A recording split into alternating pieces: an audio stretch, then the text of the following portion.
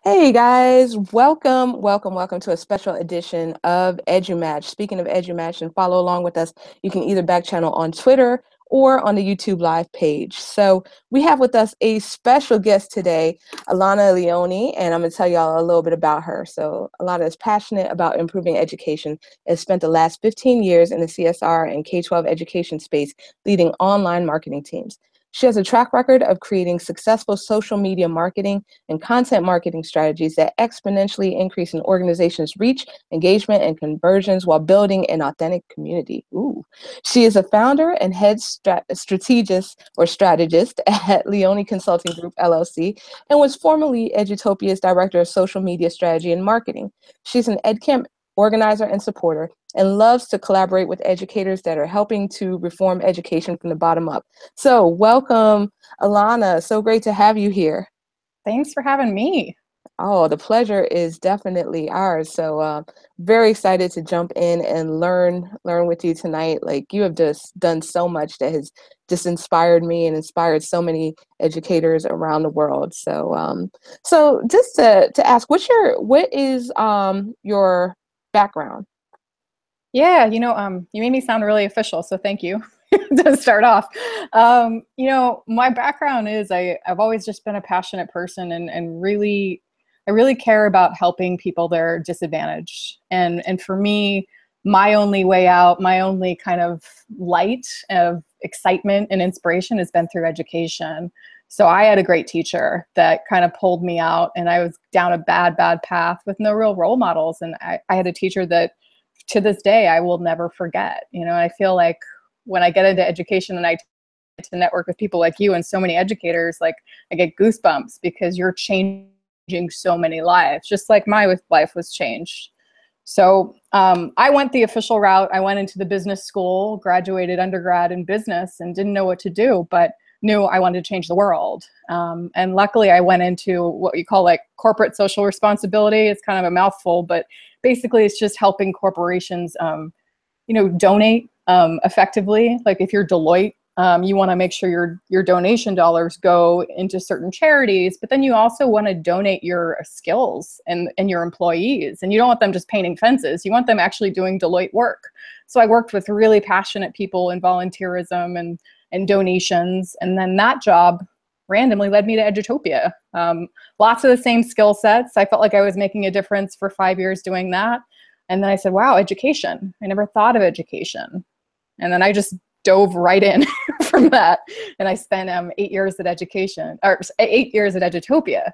And when I was at Edutopia, we didn't really have a social media presence. I mean, Facebook and Twitter weren't really big. So I got to see that entire wave and got to connect with so many amazing educators.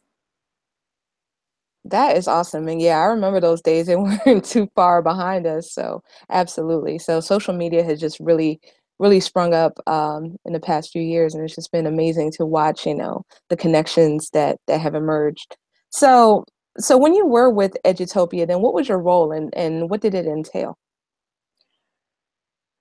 When I was at Edutopia, it was what, 2007, 2008. I started just helping Edutopia's membership online. And so I don't know, a lot of people might in this podcast remember Edutopia and have the magazine, like big subscribers of the magazine that used to go to teachers' lounges. We had over 100,000 educators get it for free for a very long time.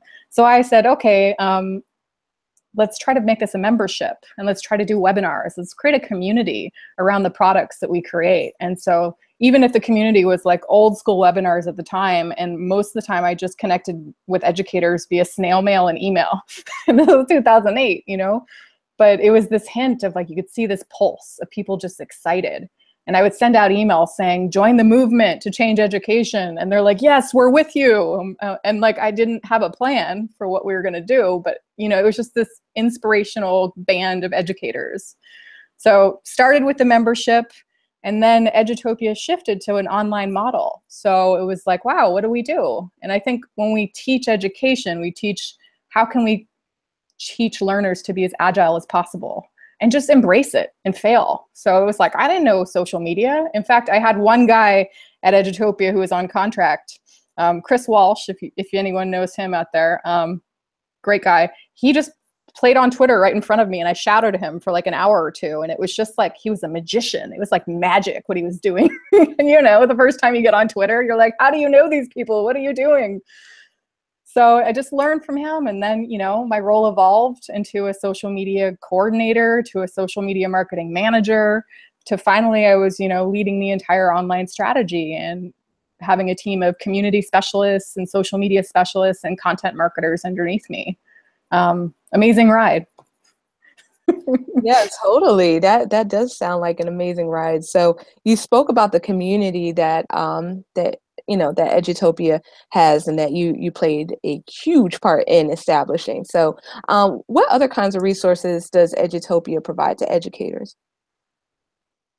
Edutopia is a online resource, and I know a lot of you probably listening know them, but just for a couple of you that don't, they're at edutopia.org. Really fantastic resource, 100% free. What people love about Edutopia is that they can really trust it. It's a source that's, no bias. It's like we truly just want to discover what works in education. And we want to cover things that can be adaptable in any situation around the country, around the world. I mean, it's amazing Edutopia's reach and what it can do. So they have free videos, they have free blog posts, they have a really robust community led by a great team of individuals. So the blog posts, the ebooks, everything they do, and now they're actually doing a lot of journalistic coverage in a series called Schools That Work. So lots of deep dives, everything. Is that your question?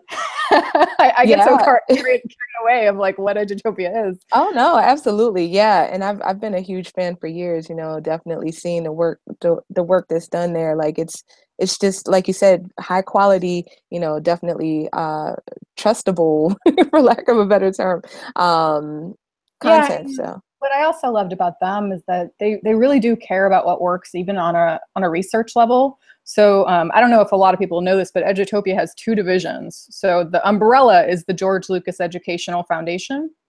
But one of the divisions is Edutopia, which is the arm which many people know and interact with, edutopia.org. And then the other arm is the research division. And so the research division is looking at the efficacy of project-based learning. So really, really exciting stuff. But where the magic comes together is how can you translate that really robust research and make it practical in a day-to-day educator's lives and make it digestible? It's like sometimes research is a little hard to swallow, and what are they truly saying, and how can I implement it? So that's where it gets really exciting too, with the cross with the research. yeah, absolutely. I totally hear you on that. We had like a really good podcast episode at one point about like research and education, and just how just how the two interplay. So that's great that that Edutopia is such kind of helps to inform the community about the latest research. So that is Yeah. awesome. And we also heard from some people too, and they were completely honest. They said, if your blogs or your resources do not have research attached to them, I cannot make change in education. I cannot forward it to my administrators. They will not take me seriously. And I can't get buy-in. So we took that to heart too. And I thought that was really a great, we found that even the blogs that weren't even as well written as sometimes that had footnotes were getting a lot more traction and getting a lot more implemented in schools and districts. So it was a learning for us too. Yeah, absolutely. Absolutely. All right. So, question for you regarding social media. So you are a power user of social media. Like you are just awesome at it. So what benefit do you see in connecting and building a PLN? I mean, I think we were joking before this a little bit, Sarah, was that I feel a little old school, but I say that, we've been talking about the power of being a connected educator, you too, for a very, very long time. And I mean, when you see it and when you can experience it, it's like nothing other. It's like your whole world explodes. You're like, wow, I'm collaborating with somebody in Germany right now. It's a 24/7 virtual PLN. And I know Tom Whitby says it really well. He's like, you have a question? It is literally an on-demand professional network for you that truly cares about you. And I've been in a lot of different social media networks, whether there be marketing or tech or ad tech. And this is the most selfless network by far. And also the most intelligent, where like people are putting out thoughtful pieces and really asking for honest feedback. And people will go out of their way to help each other with nothing in response. Like, oh, I really hope they do this for me in the future. No, people just do it about this network. So, I mean, you could probably write the book on, you probably have written the book on how to create a professional learning network. But I mean, for me, it's like I started on a platform I felt most comfortable with and just did one at a time and said, well, what does this have to offer? And then as the years go on, the way you interact with the channel changes too. So I use Twitter very differently than I did 8 years ago, but it's always giving me different benefits in different ways. And it is very hard to kind of get into specifics, I think, of like how to form a PLN exactly. But I would say pick one platform, just one that you're like, wow, I wish I could try this. Or if you're already in a channel, go into another one. You're like, oh, I heard this Pinterest thing or Voxer. That sounds super crazy, but I'm just going to do it. Voxer for me was one of the hardest ones to get on because it was just so different. It's audio. It's kind of closed. So you have to know groups that are on there. And I remember it was ISTE 3 years ago. We were playing around with Voxer, and I was just like, okay, you're going to laugh. Just laugh at yourself. You're going to make mistakes. And you always have to go in just knowing that you're going to be that one making all the mistakes, like accidentally voxing people and things like that. So go in with a smile. This is a funny story, but once I taught a team of superintendents how to tweet, and one of the superintendents ended up getting hacked, her Twitter account, and she's like the biggest superintendent of superintendents, that kind of thing. And she just took it in stride. She, said, oh, got hacked, try again. And she's still on Twitter, and she's still like, she favorites a lot of my tweets still. Like, she's such a supporter, and I'm so proud of her. But many superintendents, if that happened to them, they would stop right away. So Yeah, I think it's just, having a good attitude about it. Be curious. It's all the stuff that we talk about with students too.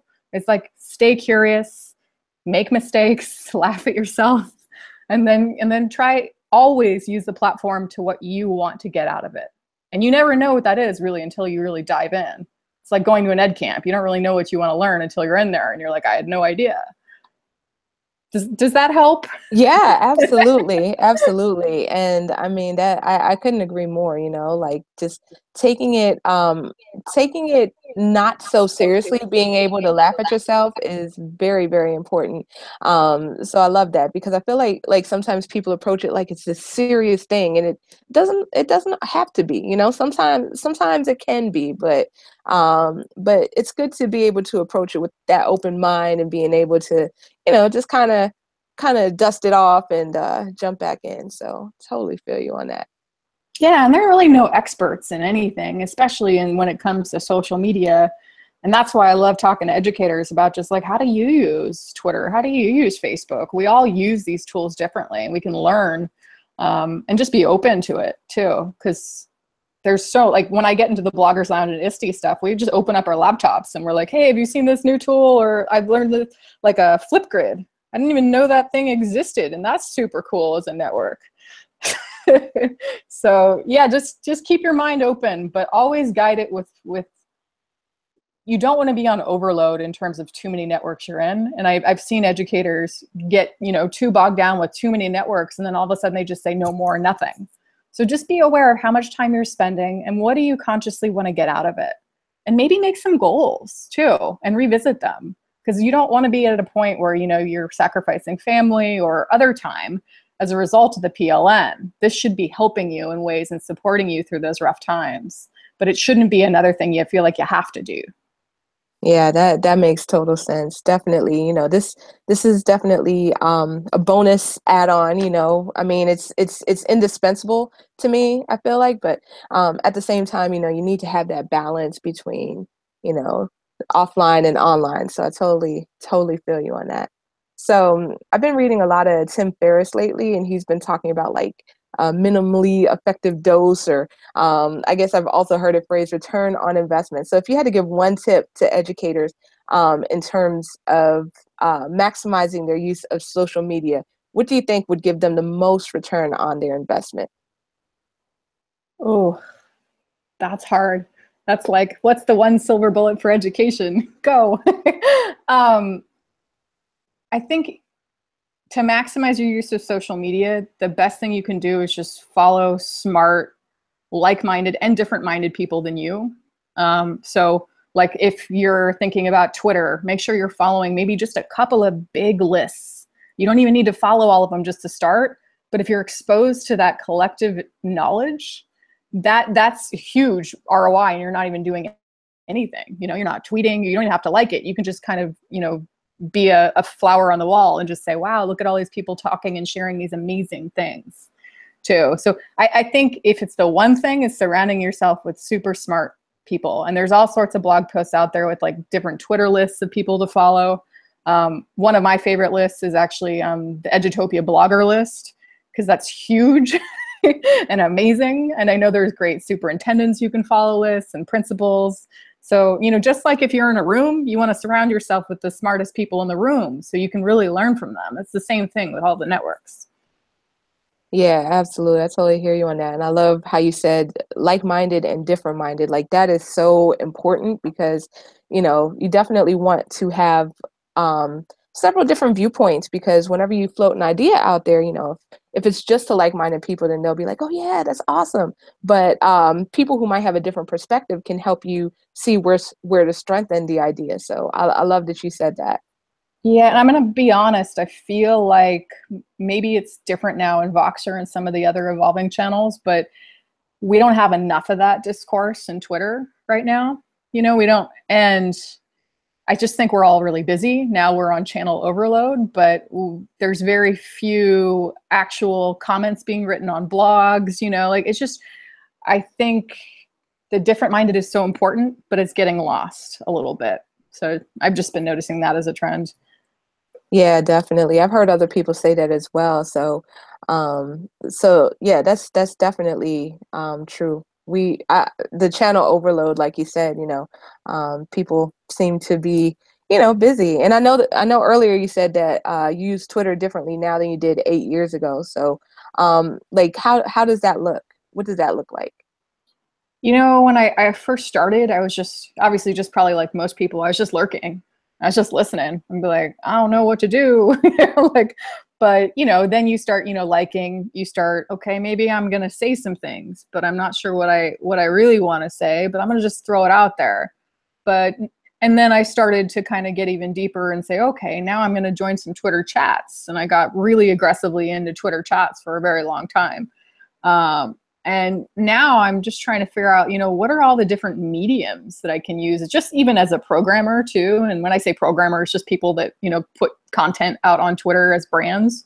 But like, how are all the different ways I can play and tell a story on Twitter?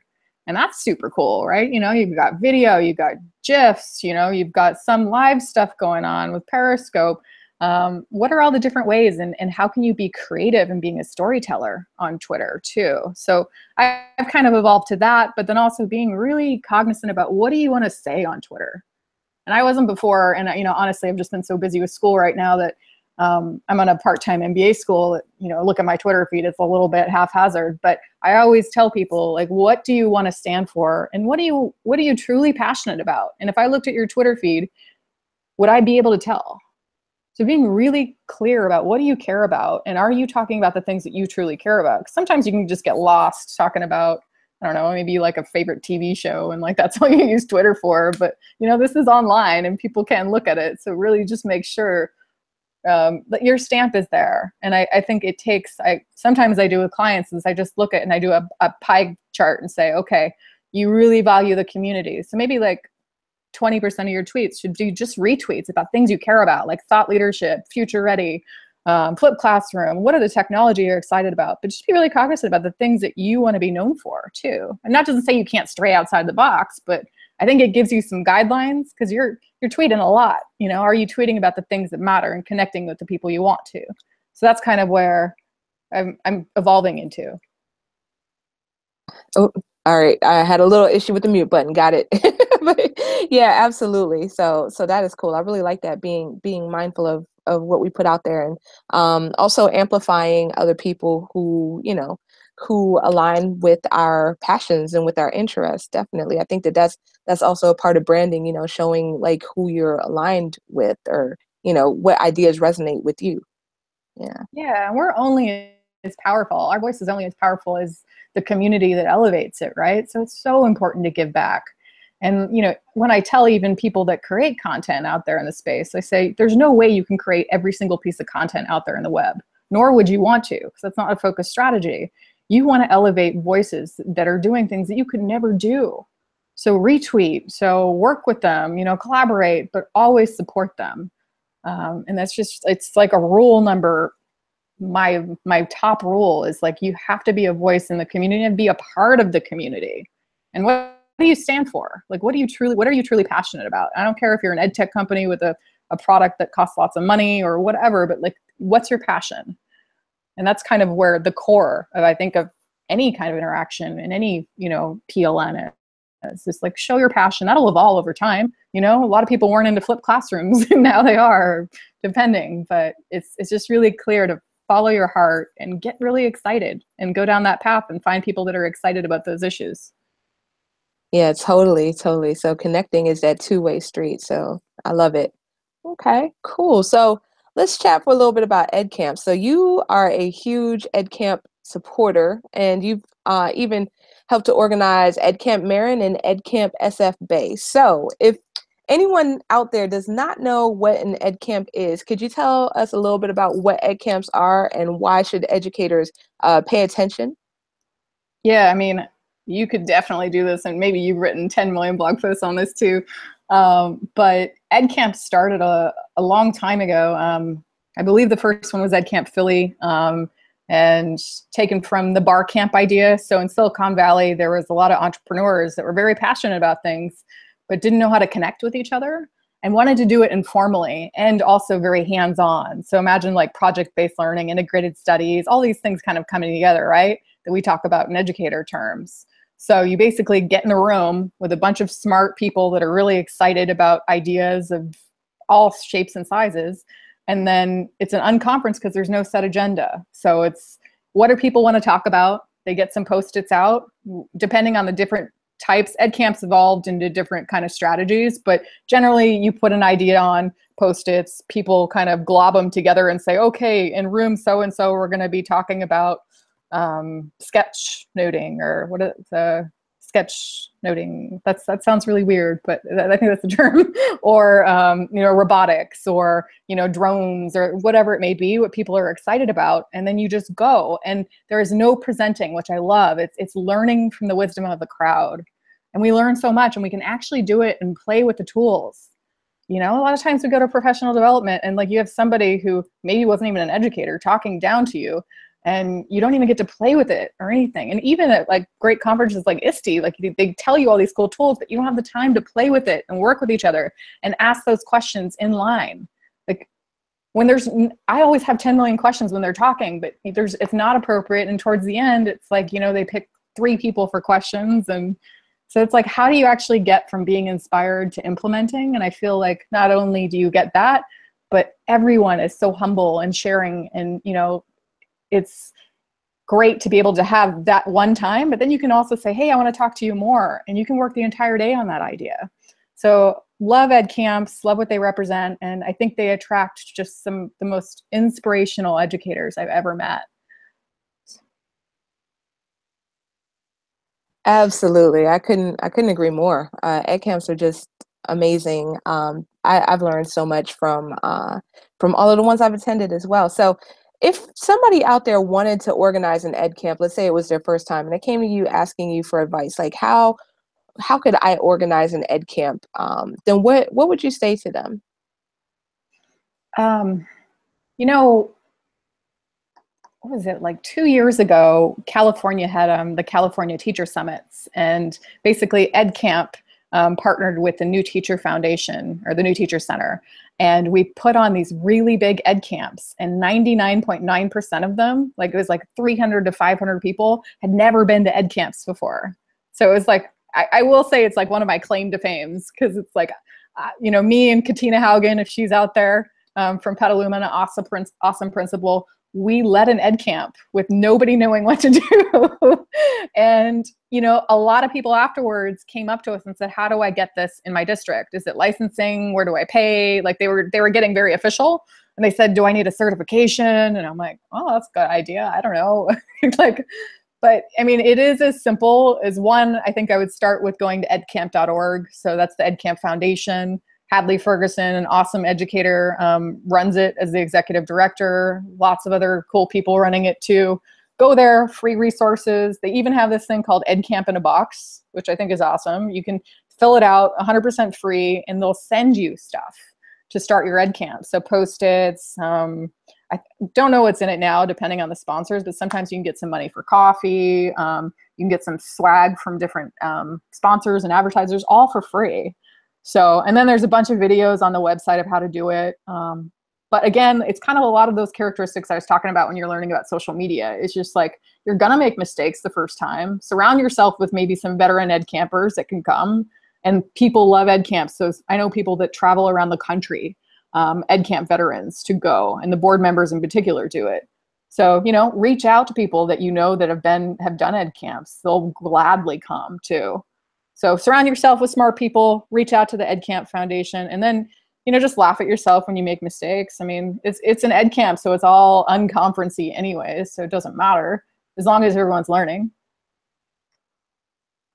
Yes, that is so true. And I love the organic, the organic things. Those are totally my jam. So Ed Camp is definitely one of those things. So And, and like once you go back to other conferences, you really you can't go back, you know. You're like, wow. That's why, you know, a lot of the times when ed campers and people that are used to unconferences, we go hang out in the lounges and we learn from each other. It's kind of like an Ignite, but less informal and less stressed, you know, but like you really do get to know what people are up to on a deeper level. And like I said, do that trial, like side by side. Do you mean that Flipgrid's like this? Oh, cool. Let me try one. Yeah. So really organic, really fun. I would reach out to anybody that you know. Everyone has them in their Twitter profile. So they say EdCamp Organizer. I can guarantee you if you direct messaged anybody or just tweeted at them publicly, they would get back to you quickly. Like we're all really passionate about it. Yeah, totally. Totally. Ed camps are a way of life. I like to think of them that way. And kind of like how you alluded to, it's kind of like it's kind of like social media face to face, you know, it kind of has that vibe a little bit, you know? Yeah. Yeah. And that's a fun thing too, is that ed camps, and I know we've been to a lot of them, where we're tweeting away. We have our own hashtag. We're trying to share out our learnings, right? And then we're getting people from a lot of ed camp veterans from around the country jumping in, and sometimes from outside of the country coming in and contributing to the back channels of each discussion. So, I mean, I don't remember, gosh, I'm going to misquote this, but somebody said you're being selfish when you're not tweeting, you know, like you need to be sharing out these learnings. And I don't care if you don't need to create a brand for yourself or whatever it is, but like really there's a lot of people that don't have the access to the ed camps, to even if you're at an amazing TED talk or whatever, always just make sure who else would benefit. I mean, the world would. I mean, it's selfish not to share out. And with ed camps, you do that and you affect so many more people, the ripple. Yeah, that ripple is real. So definitely. And I love how the hashtag can open it up, like you said, to people who are not physically in attendance. So absolutely. All right, cool. So let's shift gears for a second and let's talk a little bit about what you're up to lately. So you told us a little bit about your MBA program. And in your program, then you are working on a company around helping refugees resettle to new countries through technology. So could you tell us a little bit more about that? Yeah, sure. So I'm going to Cal Berkeley on the West Coast, and we have an executive MBA program. So it's meant to be with like working professionals, the people that have like, you know, decades of experience, which is really good because they can bring that real world aspect to some big challenges in the world. And what I love about Cal is that, you know, it's full of very smart people, but we all just want to want to rekindle or want to build upon our passion. You know, so some people are like, shoot, I need to change industries because my passion's not there. Or some people are like, I'm really passionate about this, but I need to dive in deeper. So I was around a bunch of very smart people and still am. And we formed a team and we went into, so the, not the Bill and Melinda Gates, of the Clinton Foundation. Yes, another one. The Clinton Foundation put on a competition, and the biggest challenge they wanted to solve was the world refugee crisis. And we said, let's do this. And again, I think it's a plug of like, I wasn't prepared. I got into a team probably 2 days before the competition.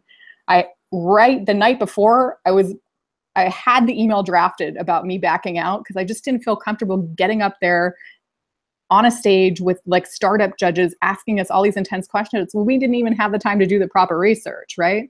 But I jumped in. And I will never regret it because we ended up winning that competition. And that win of the UC Berkeley competition, we went to regionals and we got to meet entrepreneurs from the entire Western Hemisphere. So all of these amazing Latin American entrepreneurs and like all really innovative solutions to a very challenging and horrible crisis. So you just get to be surrounded by so many different passionate entrepreneurs. Our idea in particular, and we're building it out this quarter and next quarter, and quarter is kind of in the education term. So basically this year we're building it out and we're piloting it with a refugee placement agency in Sacramento. So a little bit north of where a lot of us are in San Francisco. But it's a in a weird way parallel with educators, because I feel like educators feel so alone at times and they have such challenging situations. And if you don't have that support network, you are all alone. Sometimes you need answers right away. So imagine, you're fleeing from the most traumatic situations you can't even imagine. And you are placed into a country. And you're placed in a country with the goal in 90 days, you will be fully immersed and fully integrated into society. And that it's just, we don't give these people a proper or a fair handshake just to get in. They need the tools and we have the technology to help them. It's just, it hasn't quite been thought through. So we saw this need and we said there's a good amount of refugees being resettled into host countries, but they don't have the resources they need and they are so alone and they're so scared. And I talked to them 20 years later and they are still not integrated into society. Like, that's just shame on us, So we heard all these heartbreaking stories. We interviewed people for many, many quarters after we won the competition, and we developed an intelligent chatbot on the Messenger platform. So they can download it. And, people have all sorts of stereotypes of refugees, but maybe one of them is that they're not tech savvy. They're the most tech savvy people that you will ever meet. And they taught me a lot. Like, I didn't even know what Viber was until I started talking to them. So they use Viber and Line and Facebook Messenger and WhatsApp. But, all of these applications they use to keep in contact with their families at all times. And they all have smartphones. So what if we could create an intelligent chatbot to help them 24/7, almost like a virtual caseworker, to, help them with their most pressing questions in real time, but then also proactively help them with the milestones they need to achieve. I need to get an education. And that's another myth about refugees. And I can go on for a lot, so I will stop. But people think that a lot of refugees are not educated, and that's not true. The average Syrian is very, very well educated. The problem is that it's the recertification problem to get them into their professions that they are certified for. I mean, there's probably a majority of them are civil engineers. Like, we have this talent coming in. We're not leveraging them appropriately. So that's the basis of the idea. It's really exciting because every time I intentionally get cab drivers now, or sometimes Uber. And when I was in San Antonio at ISTE, I was just talking to them about it. And majority of them, so that's another thing too, is when you get into a cab or an Uber, just talk to the driver. They will tell you some things about their background, as long as you're not creepy about it, like, just don't interrogate them, but they will let you know that a lot of them have been refugees. And I mean, the after we launch it will be better moments, but one of my shining moments was when I had two people when I got out at ISTE and they said, no, can I download it right now? I need it right now. And that was just like, wow, no, it's coming. It's coming. And it was so cool to see that and to know that there's a need. And then on the other side, working with the volunteer agencies, these are very selfless human beings. So basically the volunteer agencies they are 100% in charge of placing refugees into certain communities, but they have really low resources. They have all sorts of challenges with them. So they need a lot of help too. So this device would work with them as well to keep them updated on their cases, their specific cases, and how they progress. So they can help and not have to deal with a lot of the reactionary stuff. So really excited about it. It's just another thing to really try to help those that are so in disadvantaged situations. And it just breaks my heart that, there's such inequalities and there's so much bad things happening in the world that maybe we could just make a difference, Yeah, totally. And there's a lot of love coming through in the comments on the YouTube live. A lot of people are echoing what you're saying. I just dropped your Twitter handle in there, so there might be some people who reach out to you. Yeah, and So if anybody has any contacts, we're 100% open to any help. Right now, we're just in development phase, and like I said, and that's another thing too, is like when we talk about teaching our students, gotta just like jump into it sometimes, especially in maker education. Like we're literally just building the minimal viable product, as we kind of say in business terms, MVP, but we're just building something we know it's broken, and we know it's the bare minimum to get somebody to play with it. And then we can get feedback on it. So like, don't let perfect be the enemy of good, and make sure that, you get that user input as much as possible. And, we all have students that, created a project for something, and then did you even talk to the people? And that's what a lot of design thinking's around too, but really making sure it's hitting the need and the user is owning the direction. absolutely, that is so true. And while you were talking about that with the minimum viable product, and I was kind of thinking about some conversations that we've had in the EduMatch Voxer group, about like not waiting till something is perfect, to try it out or to launch it or to get it out there. But so the same thing can be said in the educational space as well. I know you and I were talking before we went live about EduMatch and how it just kind of built, the story of EduMatch, how it just built from like tweeting out using a hashtag into a community. So definitely just, getting that momentum out there. So I also love the quote that you said, that's perfect is an enemy of good. What was that again? Yeah, don't let perfect be the enemy of just good or good enough. Right. And you definitely learn that in business school too, because it's just, I give you so many assignments and you're like, yep, this is good enough, Yeah.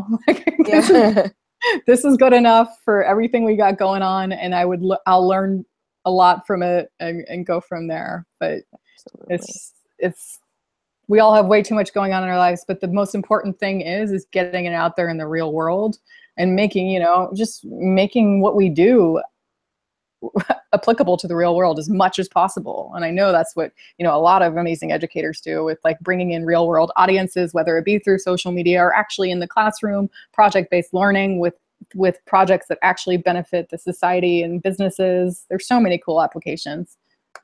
Yeah, that is so true. So true.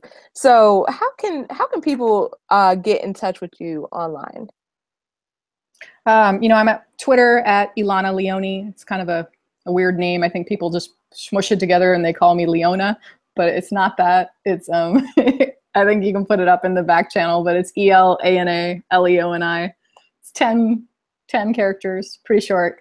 I'm on Voxer too, same handle. I'm on Facebook, same handle, except there's D in the middle for my middle name, like D as in dog. And I don't know, I'm sure there's other ones, Pinterest, Face or Instagram, all the same handle. So yeah, that's where I'm at. And please reach out. Love talking to teachers. And I didn't mention this, but I have been on a parallel path working with some amazing ed tech organizations. I started my own consultancy, and a lot of the times I'm looking for new voices in education too. So whether it be blogging or helping out with social media. So I'm always interested in different people that are passionate about certain subjects. So for example, I'm working with a ed tech video company right now, and I'm like, wow, I've never dove so deep into how video can be used for professional development. And you just learn so much because there's a whole nother PLN there, But again, I didn't know a ton of people in it. So I've been relying on my PLN to introduce me to other people that are in that PLN. So always looking for people that are just interested in different things and looking for writers at times. So reach out, say hello.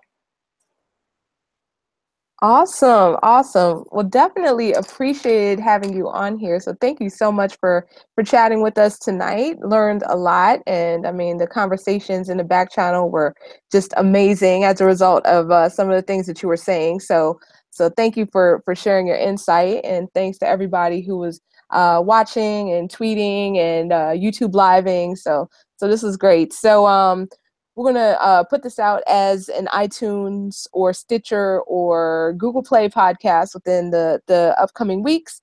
And yeah, also shout out to Ed Camp EduMatch. Speaking of Ed Camps, as we did tonight, coming up August 5th. So check that out at edcampedumatch.org. So wanted to thank you once again, Elana. That was amazing. So No, and thank you. I mean, you're so humble behind this, but you've been one of the main voices, one of the main proponents of a connected educator.